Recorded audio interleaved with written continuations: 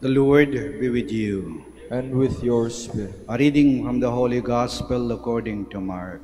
Glory to you, O Lord. Jesus and his disciples came to the other side of the sea, to the territory of the Gerasenes. When he got out of the boat, at once a man from the tombs who had an unclean spirit met him. The man had been dwelling among the tombs, and no one could restrain him any longer, even with a chain. In fact, he had frequently been bound with shackles and chains, but the chains had been pulled apart by him and the shackles smashed, and no one was strong enough to subdue him. Night and day among the tombs and on the hillsides, he was always crying out and bruising himself with stones. Catching sight of Jesus from a distance, he ran up and prostrated himself before him, crying out in a loud voice, "What have you to do with me, Jesus, Son of the Most High God? I adjure you by God, do not torment me." Jesus asked him, "What is your name?" He replied, "Legion is my name. There are many of us." And he pleaded earnestly with him not to drive them away from that territory. Now a large herd of swine was feeding there on the hillside, and they pleaded with him, "Send us into the swine, let us enter them." And he let them, and the unclean spirits came out and entered the swine. The herd of about 2,000 rushed down a steep bank into the sea, where they were drowned. The swineherds ran away and reported the incident in the town and throughout the countryside, and people came out to see what had happened. As they approached Jesus, they caught sight of the man who had been possessed by legion, sitting there clothed and in his right mind, and they were seized with fear. Those who witnessed the incident explained to them what had happened to the possessed man and to the swine. Then they began to beg him to leave their district. As was getting into the boat, the man who had been possessed pleaded to remain with him. But Jesus would not permit him, but told him instead, "Go home to your family and announce to them all that the Lord in his pity has done for you." Then the man went off and began to proclaim in the Decapolis what Jesus had done for him, and all were amazed. The Gospel of the Lord. Praise to you, Lord Jesus Christ. Please be seated.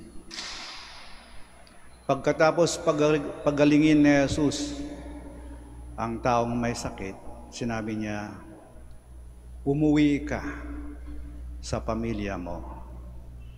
Go home to your family."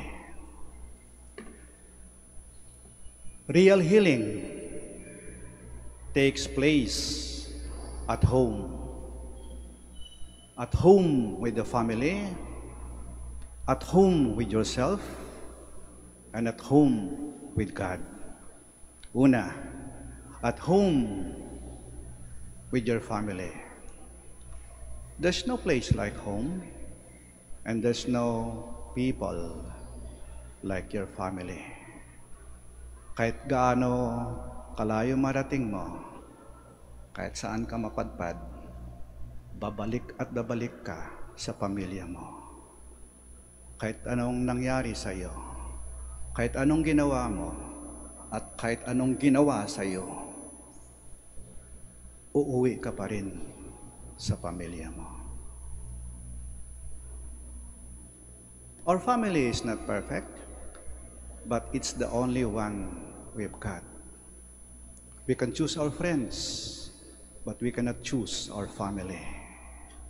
Our friends, they are our gifts to ourselves, but our family, it is God's gift to us. Kaya umuwi ka sa pamilya mo. Huwag mo nang hintayin na tumanda ka muna, o magkasakit ka, o maging alagain ka bago umuwi sa pamilya mo. Anong sabi ni Jesus? Go home to your family. Second, at home with ourselves. Yun bang tanggap mo na yung sarili mo? You have come to terms with yourself. You have come to terms with your past. At higit sa lahat, napatawad mo na ang sarili mo.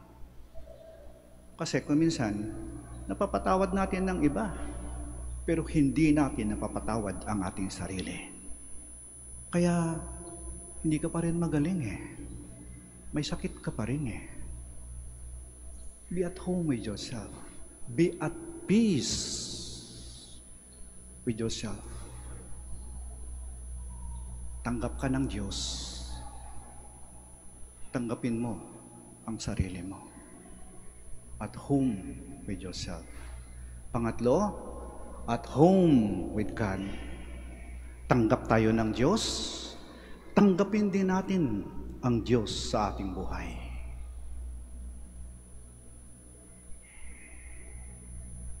Hindi lahat ng gusto natin nakuha natin. Hindi lahat ng plano natin natupad. Ngunit natupad ang plano ng Diyos para sa atin. Kababaan ng kalooban. Para aminin natin na may Diyos dito sa mundo at may Diyos sa buhay ko. Parang si Maria, yuyuko tayo, magpakabawat sabihin, let your will be done. May Diyos sa buhay ko. Tanggap ko na siya. Kaya there will be no regrets. You'll be at peace with God.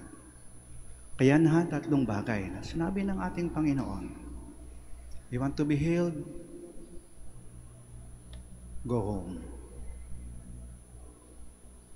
Go home to your family. Go home to yourself. And go home to God. You'll be at peace with your family, at peace with yourself, and at peace with God. And with that, you'll be just a step closer to heaven, our true home.